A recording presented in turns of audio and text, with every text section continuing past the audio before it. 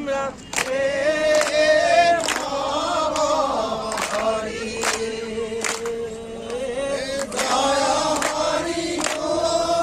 বছৰজোৰা পৰিকল্পনা আৰু বিগত কেইবামাহে ধৰি চলা ব্যাপক প্ৰস্তুতিৰ অন্তত আজিৰে পৰা আৰম্ভ হৈছে শ্ৰীমন্ত শংকৰদেৱ সংঘৰ 93 সংখ্যক বাৰ্ষিক অধিৱেশন।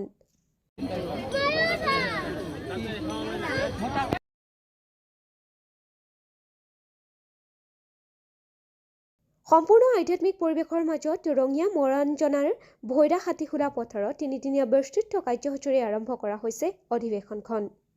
মহাপুৰুষজনাৰ এক শৰণ নাম ধৰ্মৰ আদৰ্শৰে পৰিচালিত শ্ৰীমন্ত শংকৰদেৱ সংঘৰ এই বাৰ্ষিক অধিৱেশনলৈ ইতিমধ্যে ৰাজ্যৰ বিভিন্ন প্ৰান্তৰ পৰা হাজাৰ হাজাৰ ভক্তপ্ৰাণ ৰাইজৰ আগমন।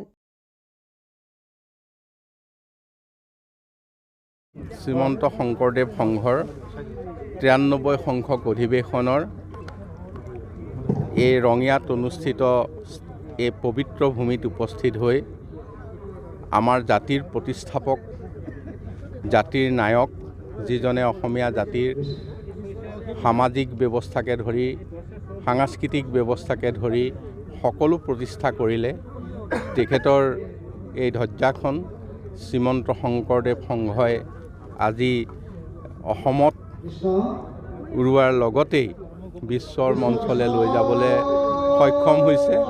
গতিকে আজিৰ অনুভৱ যে গুৰুজনা আমাৰ জাতিৰ জীয়াই ৰাখিবলৈকে আমি তেখেতক আগুৱাই লৈ যাব লাগিব।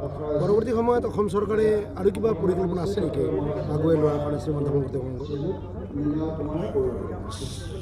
এই স্থানবিলাক আপোনালোকে দেখিছে যে আমাৰ কেবিনেট কমিটি কৰি দিছে আৰু এই ঠাইবিলাক সংৰক্ষণ কৰিবলৈ ইতিমধ্যে কেবিনেট কমিটি, সত্ৰ হওক, আটাইখিনি নামঘৰ যি য'ত আছে সেইখিনিৰ কাৰণে ইতিমধ্যে প্ৰতিবেদন দাখিল কৰিছে।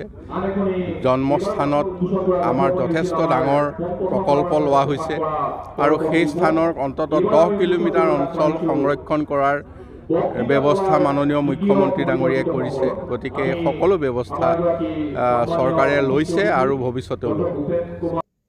অনুষ্ঠানৰ আজি আৰম্ভণিৰ দিনটোত পুৱাৰ ভাগত পৰিৱেশ নিকাকৰণ, প্ৰাতঃ প্ৰসংগ, গছপুলি ৰোপণ, সেৱা বাহিনীৰ শিবিৰ তোৰণ উন্মোচন, মূল তোৰণ উন্মোচন, নামঘৰৰ তোৰণ উন্মোচন আদি বহুকেইটা গুৰুত্বপূৰ্ণ কাৰ্যসূচী আয়োজন কৰা হয়। আনহাতে দুপৰীয়া ভাগত স্মৃতিগ্ৰন্থ ভকতি সিন্ধু আৰু অন্যান্য গ্ৰন্থ উন্মোচনৰ লগতে বিভিন্ন কাৰ্যসূচীৰ আয়োজন কৰা হয়। স্মৃতি গ্ৰন্থখনৰ উন্মোচন কৰে অসম সাহিত্য সভাৰ প্ৰাক্তন সভাপতি কুলধৰ শইকীয়াই। অনুষ্ঠানত শ্ৰীমন্ত শংকৰদেৱ সংঘৰ পদাধিকাৰী ভৱেন্দ্ৰ নাথ ডেকা, বিজেপিৰ অসম ৰাজ্যিক সভাপতি ভৱেশ কলিতা, স্বাস্থ্যমন্ত্ৰী কেশৱ মহন্ত, কৃষি মন্ত্ৰী অতুল বৰাসহ সংঘৰ বিভিন্ন বিষয়ববীয়াসকল উপস্থিত থাকি শ্ৰীমন্ত শংকৰদেৱৰ আদৰ্শৰ ওপৰত আলোকপাত কৰে। শ্ৰীমন্ত শংকৰদেৱ সংঘৰ এই অধিৱেশনত স্মৃতিগ্ৰন্থখন তেওঁলোকৰ ভকতি সিন্ধু সেইখন উন্মোচন কৰিলোঁ আৰু এই স্মৃতিগ্ৰন্থত যথেষ্ট তথ্যগধুৰ আলোচনা দিয়া হৈছে বোলে আৰু লগতে মই বিষয়ববীয়াসকলক মোৰ ফালৰ পৰা সেৱা জনাইছোঁ মোক আজি এইখন সভালৈ মতাৰ কাৰণে। আৰু শংকৰ গুৰুৰ কেনেকুৱা ধৰণৰ অৱদানবিলাক অসমৰ ভিতৰত আৰু বাহিৰত চৰ্চা হ'ব লাগে, নামঘৰক লৈ কি ধৰণৰ আমি সূক্ষ্ম চৰ্চা কৰিব পাৰোঁ, তাৰ স্থপতিবিদ্যাই হওক বা তাৰ সৈতে জড়িত অৰ্থনৈতিক সম্পৰ্কত, সংস্কৃতি অৰ্থনীতিৰ সম্পৰ্ক, এইবিলাক ধৰণৰ কথা মই অলপ মোৰ আজি ভাষণত কৈছোঁ। আৰু ইয়াত বিভিন্ন ঠাইৰ পৰা অসমৰ বাপ বান্ধৱ তেখেতসকল আহিছে, আইদেউ মাতৃসকল আহিছে আৰু আটাইৰে মনত এটা সুন্দৰ সুখৰ ধাৰণা যে ইয়াত একেলগে মিলিত হৈ আজিৰ অধিৱেশনত তেওঁলোকে যোগদান কৰিব পাৰিছে।